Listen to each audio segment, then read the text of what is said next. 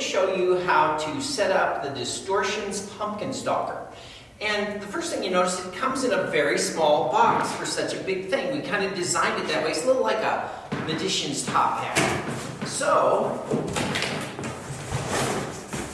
we've got the head, and that has a firelight in it.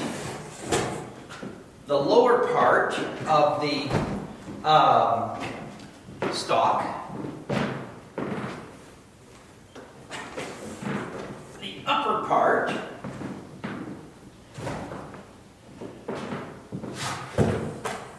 The base.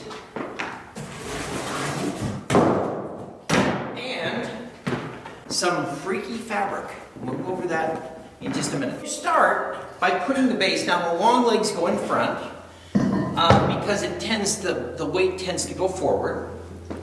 And then you start with the base, and it's so it's metal inside of metal, and then the upper body goes into that. It's relatively heavy, but we decided to go with strength and durability. So the next step is the arms. We put, I think it's an inch or inch and a half flat strap in this because you need that kind of strength to hold the arm up. So it's going to take a little oomph. And you could do this on the ground too. It might be a little simpler. So that goes there. This goes, well, in my opinion, I mean, you can do whatever you want with the arms. You're going to see this happen. Okay. That's probably a two-person job. And I'm also bending forward, like he's reaching for you a little bit.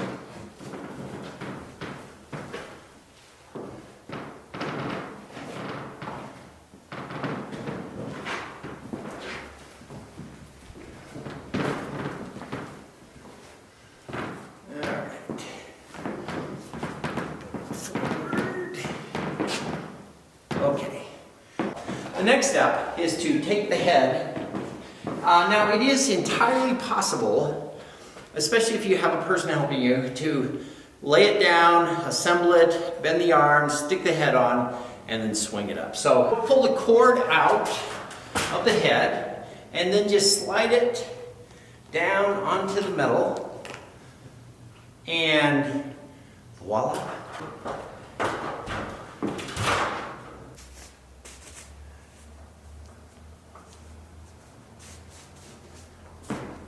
So, we plug him in. This is a really cool firelight effect. But what's also cool is it's got 3 settings. So, when you first turn it on, it gives you fire. And then when you turn it off and turn it back on, it gives you solid light. And then when you turn it off and back on, it gives you a fade. And the fade will slowly fade up and fade down. And so it just depends on the look you want.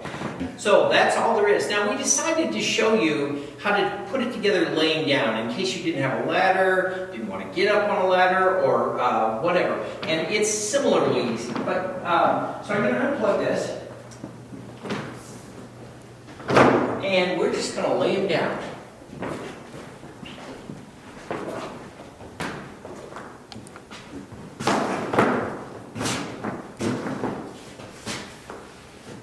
So, it's basically the same process, except you'll set this on,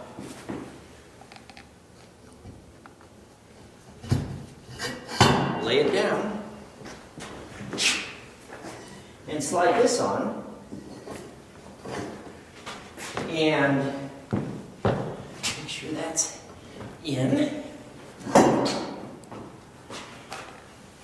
And of course, adjust the arms.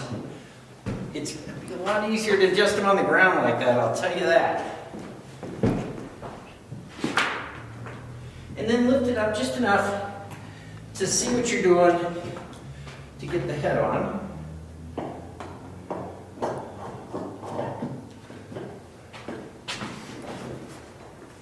And then just swing up, and you know what? I think that's easier. A freaky fabric, and this is really easy to do. It'll come in a pack like this. So just take the cloth and open it up completely.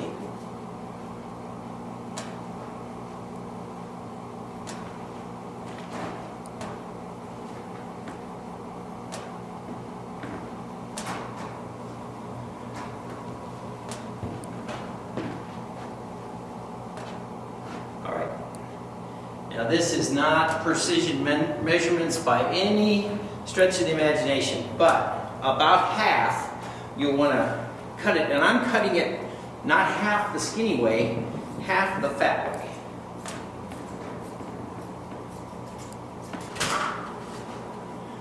So I like to cut a little hole so it goes right over this thing, just to make life easy.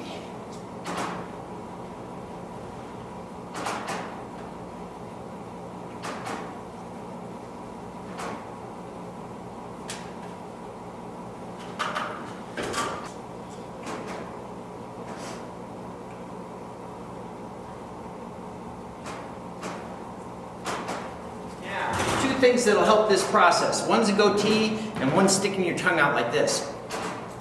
So I just like to come in and kind of V it up a little.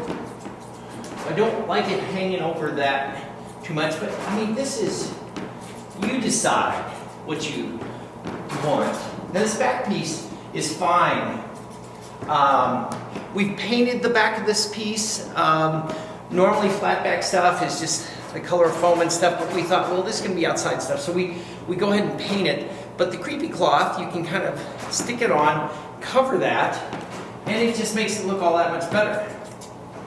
So you might want to cut some additional holes. If you cut sideways, you can make it even longer. So that's an artistic call. I like to have the arms show a little bit.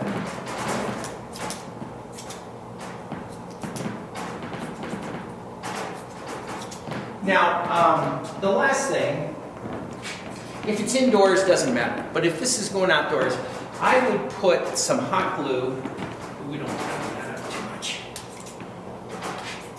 I would put some hot glue tips, kind of where it doesn't show in back. Just maybe several places to hold it in place so it didn't get disheveled. But you know, the wind's going to blow and stuff. This is a product that we all got excited about because the potential of this is kind of like a new, you know, like people will have graveyard scenes or gory scenes or whatever. And like we have the creepy kids scenes where it's the playground and stuff. This is like all new, like a pumpkin scene. So you got the pumpkin lord overall, and then whatever pumpkins you have, and we sell a kit that has some animated and static pumpkins, but you just get a bunch of pumpkins and you can create a whole pumpkin scene that's just a little twisted. And this guy in the center of it. Now, if you're going to put this outside, this is a big prop and the wind can catch it, and so we have a few suggestions. One, you could sandbag these bars with whatever kind of sandbags and cover them up with a little junk or whatever. The other, and the ultimate, is to go in before you even put the head on.